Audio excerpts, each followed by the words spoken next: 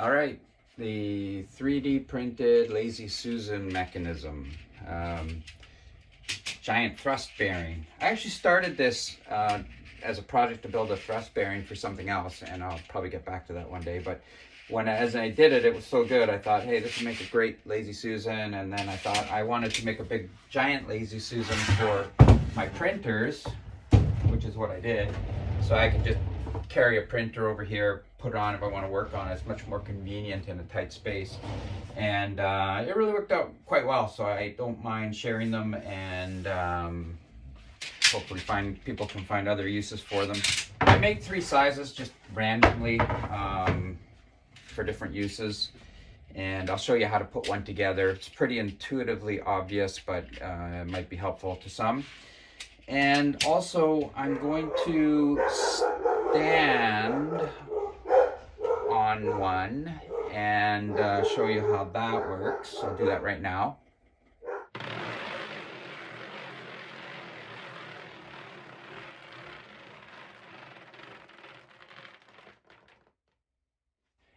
And you can see that it rotates quite well, quite freely, and carries a decent load. I'll also stack the one that we build up with some filament, and you can see that the small one takes quite a load as well.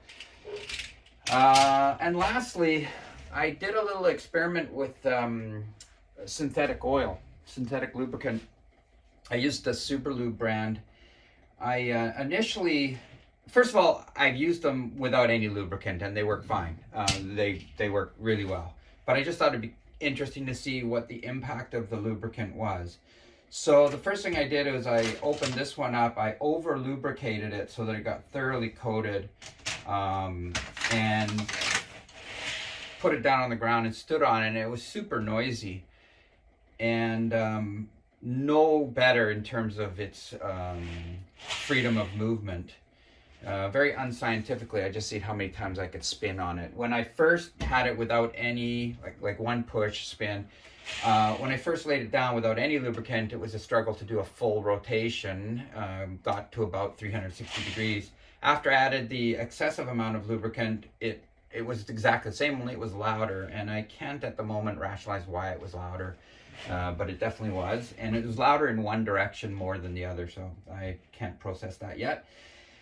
But what I did after that was I just took it, I opened it up and wiped everything down, so now I have a very thin layer of lubricant on it, and as you saw from the video just now of me spinning, I could spin 4 times around. I did that quite a few times, started to get nauseous, had to stop, but it spins really, really well, and it's still probably as noisy, or maybe even slightly noisier than when I had no lubricant, but keep in mind, under heavy load and high speed. At low speed, it works really, really well, but a little bit of lubricant didn't seem to hurt at all. And I'm typically I've also built I've made some big giant, bread, sort of charcuterie cheese boards, and I put one of these on that. It's fantastic on our table because you can just share food and spin it around, kind of old school. And so they're great for that as well. Yeah, anyway, so I'll show you how to put it together, and I think I'll put the little one under load as well. And yeah, there you have it. So if you want to make one of these, there's the 3 parts that make up the actual structure. The top, which has the screw hole mounts, the bottom, which has nothing, and then the inner core, which carries the bearings. And the bearings, I just print a whole bunch. They come out like a little cartridge like this. These bearings are printed in ABS, and I think PLA would work quite well as also, but PETG doesn't work so well for the bearings because it's too soft. But I actually made the rest of it out of PETG, and I've just used multiple colors for fun. But so you just snap them off, press them in from the top side. They'll go in probably from either side, but they'll go in a little easier from the top side. And there's enough clearance that you don't need to clean these up before they go in. That shouldn't be a barrier, unless you've got, for some reason, a lot of extra material hanging off when you break it off. But they just pop in, And that's that.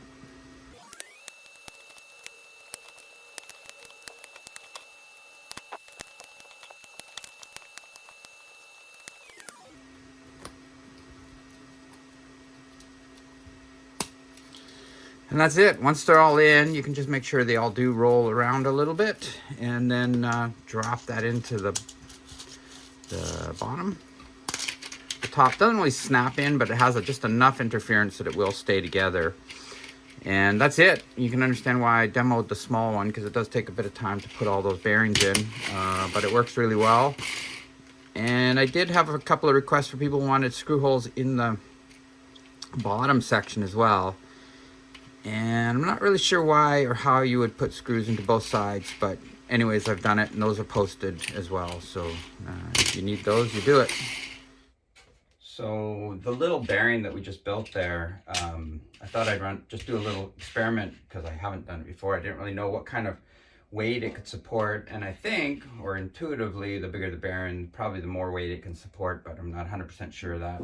But I'm just going to stack it with some filament, or 1 kilogram spools, and it doesn't seem to have any trouble at all. That's 4 kilograms, 8 kilograms, 12 kilograms.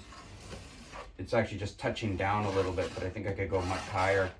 But anyways, the point is, it performs quite well. It can carry a fair load, and if wherever the threshold is, if you go up a size, probably can carry more.